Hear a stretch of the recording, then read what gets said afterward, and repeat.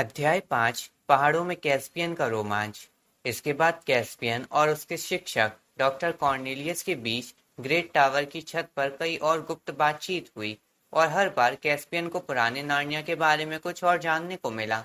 इन बातों को सोचने और उन दिनों की कल्पना करने में और ये कामना करने में कि वे दिन फिर लौट आए, उसका लगभग सारा खाली समय बीतने लगा। लेकिन जाहिर है उसके पास बहुत अधिक खाली समय नहीं होता था, क्योंकि अब उसकी शिक्षा पूरी गंभीरता से शुरू हो चुकी थी। उसे तलवारबाजी और घुड़सवारी, तैराकी और डुबकी लगाना, धनुष चलाना, रिकॉर्डर और थियोबो पर संगीत बजाना, हिरण का शिकार करना और उसके शव को काटना।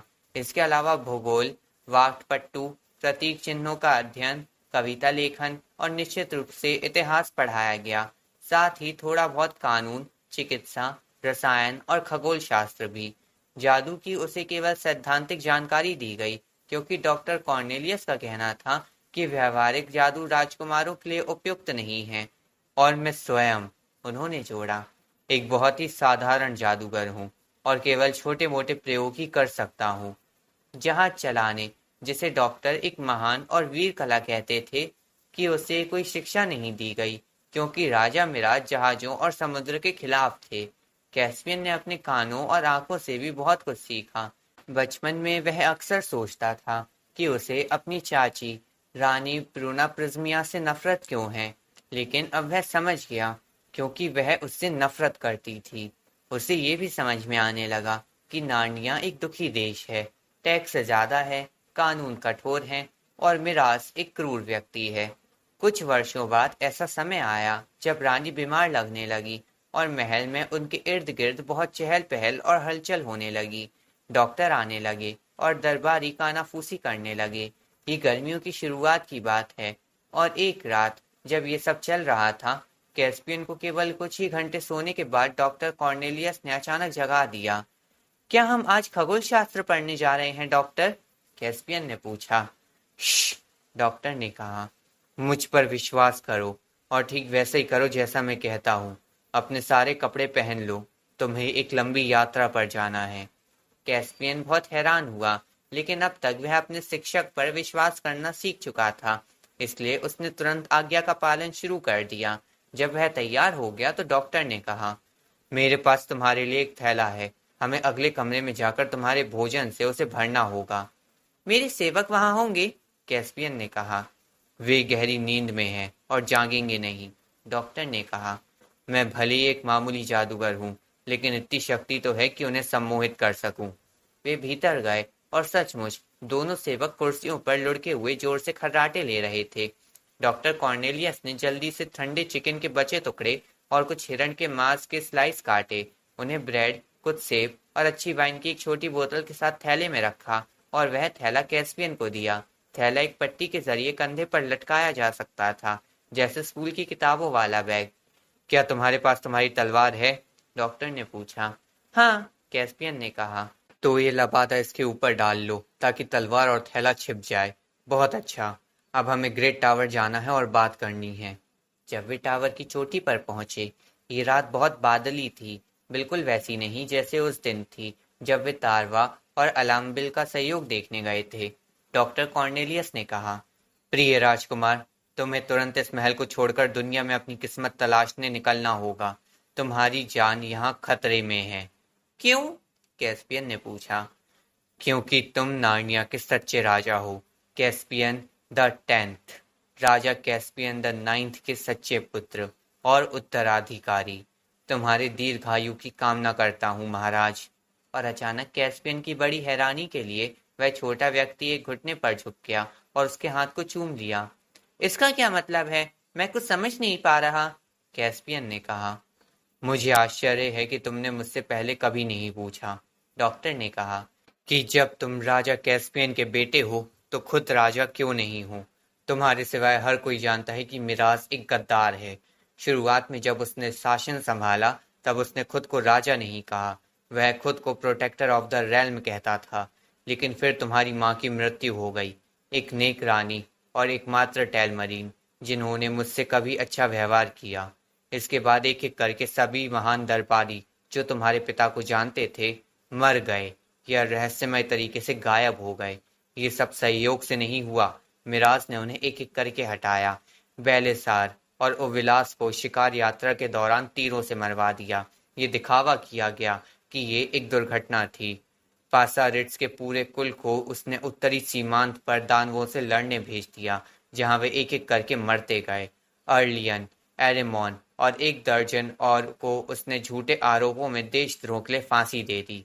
बीवर्स डैम के 2 भाइयों को उसने पागल घोषित कर बंदी गृह में डाल दिया। और अंत में 7 महान लॉर्ड्स, जो टेलमरीन होते हुए भी समुद्र से नहीं डरते थे, उन्हें पूर्व के महासागर के पार नए देशों की खोज में भेजा। और जैसा उसने चाहा, वे कभी लौटे ही नहीं।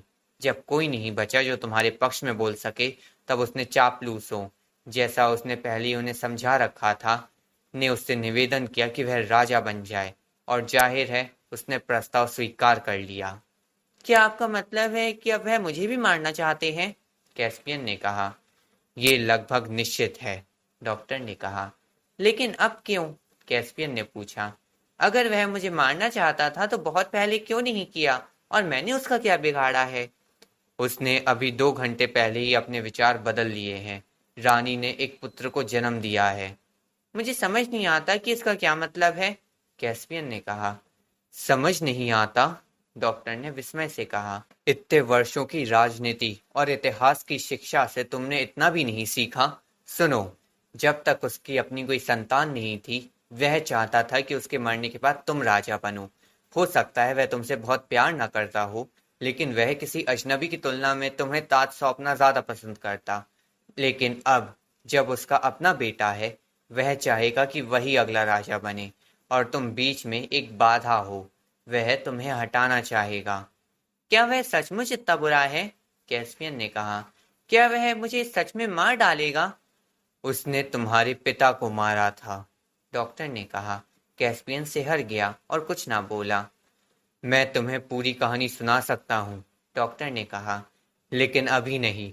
हमारे पास समय नहीं है। तुम्हें तुरंत भागना होगा। क्या आप मेरे साथ चलेंगे? कैस्पियन ने पूछा। मैं नहीं जा सकता, डॉक्टर ने कहा।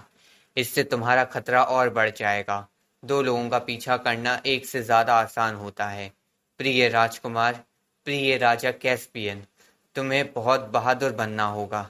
तुम्हें अकेले और तुरंत ही यहाँ से जाना होगा, और कोशिश करो कि तुम दक्षिणी सीमा पार करके आर्कनलैंड के राजा नैन के दरबार तक पहुंच सको।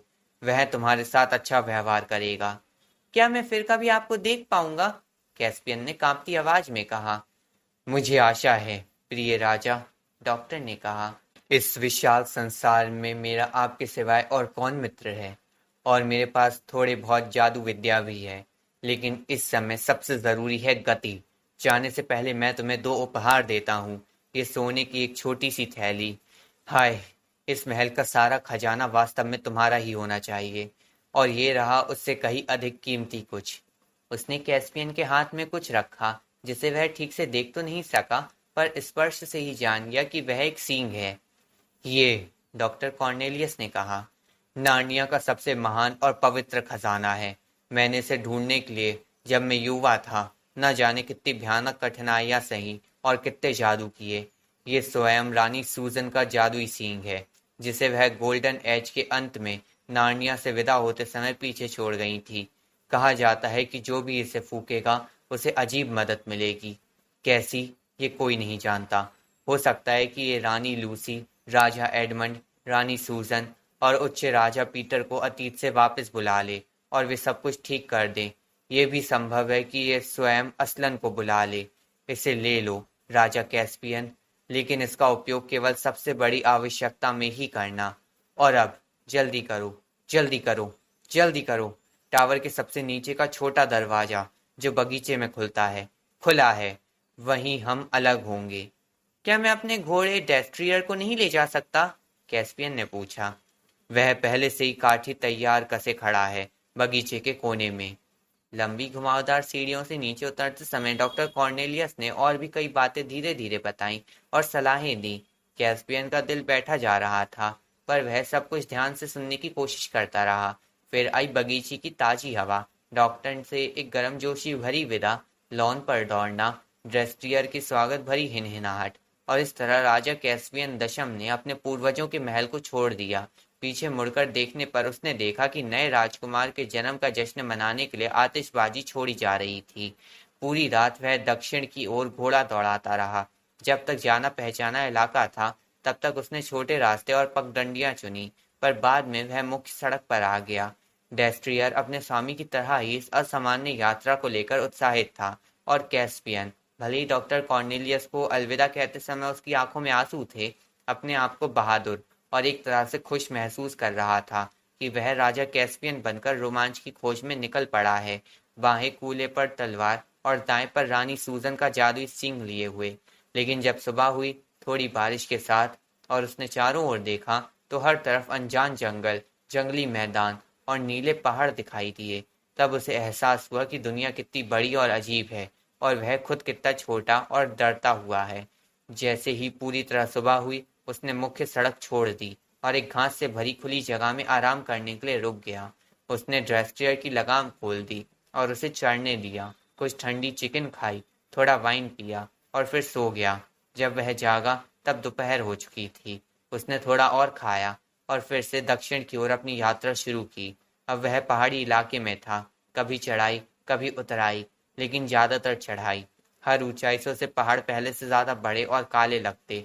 जैसे जैसे शाम गहराती गई, वह पहाड़ों की नीची ढलान पर पहुंच गया। हवा तेज हो गई, फिर मूसलाधार बारिश शुरू हो गई। डेस्ट्रियर बेचैन हो उठा। हवा में बिजली की गड़गड़ाहट थी।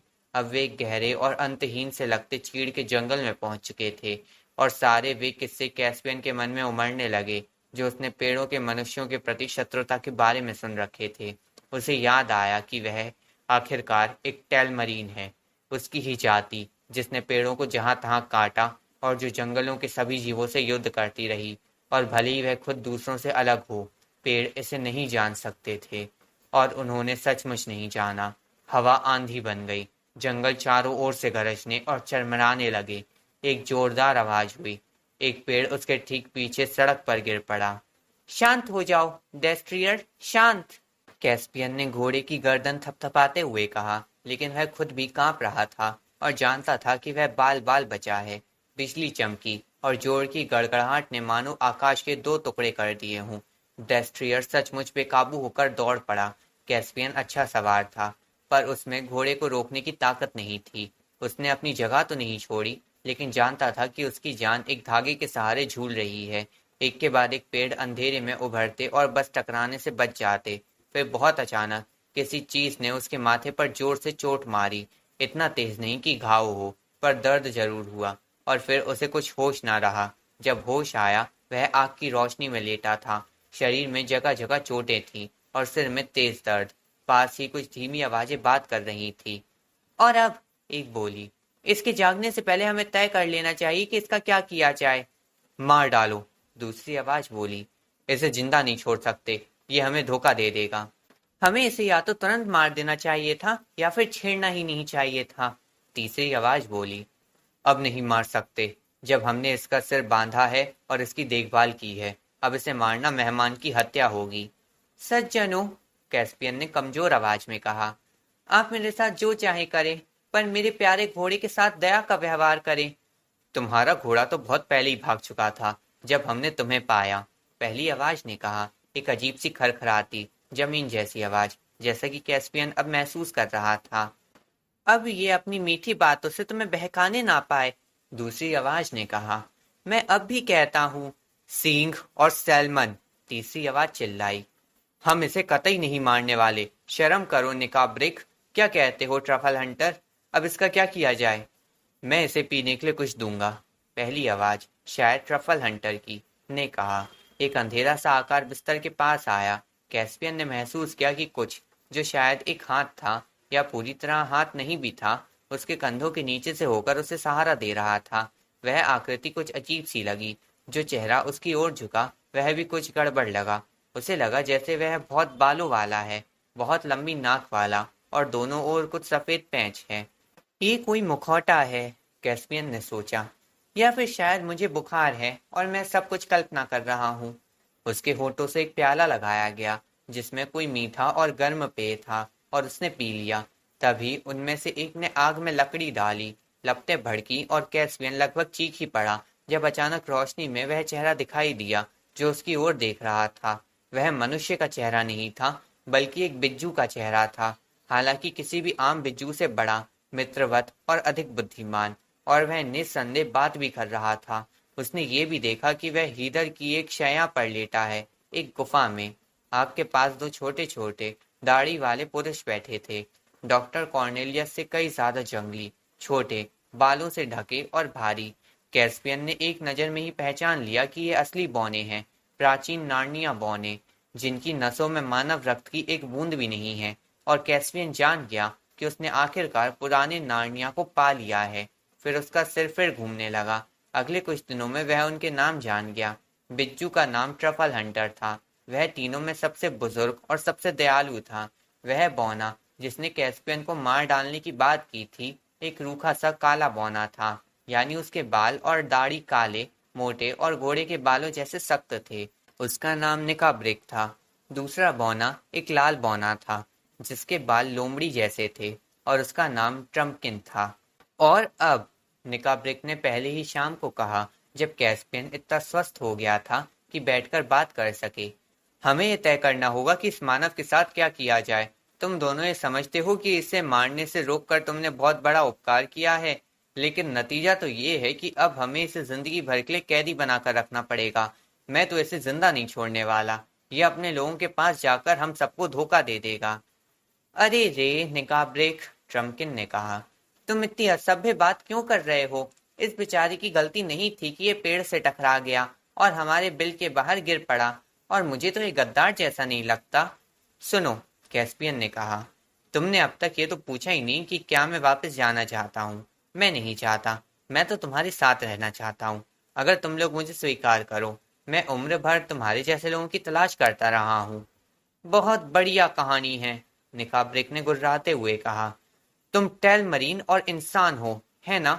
जाहिर है कि तुम अपने लोगों के पास ही वापस जाना चाहोगे। अच्छा, मान लो कि मैं चाहता भी हूँ, तो भी नहीं जा सकता, कैस्पियन ने कहा।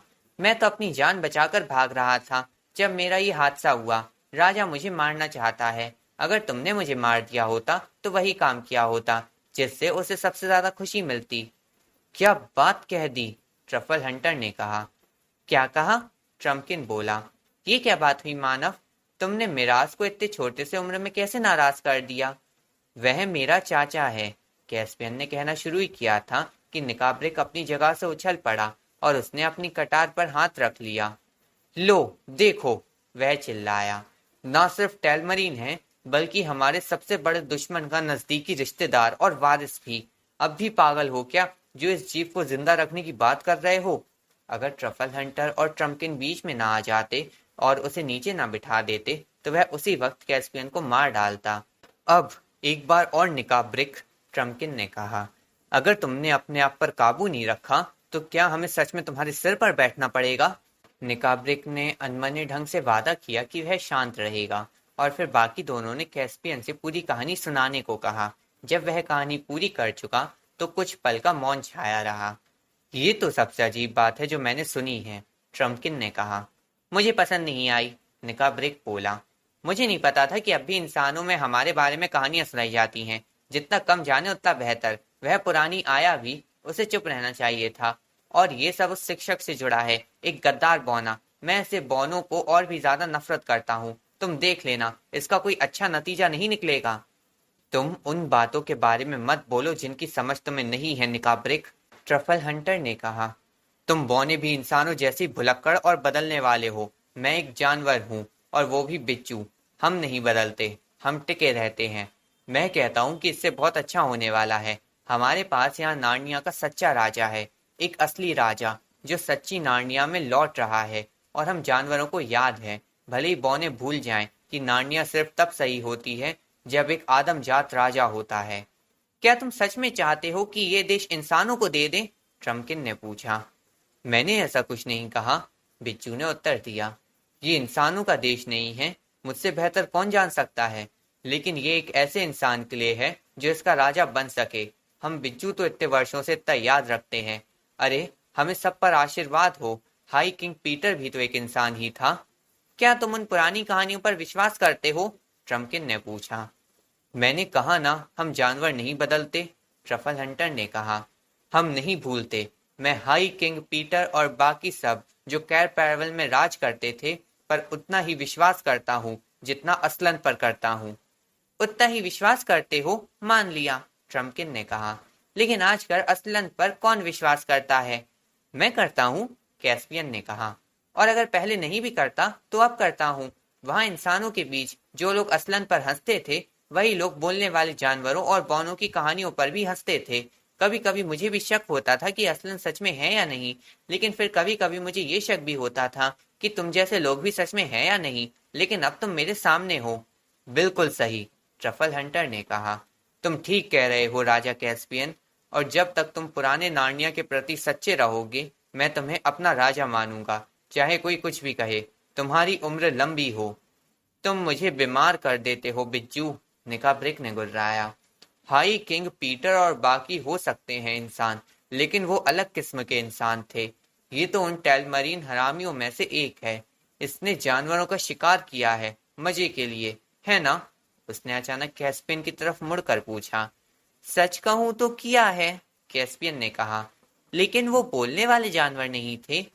एक ही बात है, निकाब्रिक ने कहा। नहीं नहीं नहीं, ट्रफल हंटर ने कहा। तुम जानते हो ऐसा नहीं है। तुम अच्छी तरह जानते हो कि आजकल नार्निया के जानवर वैसे ही नहीं हैं जैसे पहले हुआ करते थे। अब तो वे बेचारे गूंगे और बेवकूफ से प्राणी हैं, जैसा कैरल मॉन या टेलमार में होते हैं। वे छोटे भी होते हैं। वे हमसे बहुत अलग है, जैसे आधे बौने तुमसे अलग हैं। काफी बातें हुई, लेकिन अंततः ये तय हुआ कि कैस्पियन वहीं रहेगा, और यहाँ तक कि ये वादा भी किया गया कि जैसे ही वह बाहर जाने लायक हो जाएगा उसे ट्रम्पकिन, जिसे बाकी लोग कहता था, उनसे मिलवाया जाएगा, क्योंकि लगता है कि इन जंगली इलाकों में नार्निया के पुराने जमाने के सभी प्रकार के प्राणी अब भी छुपकर जीवन जीते थे।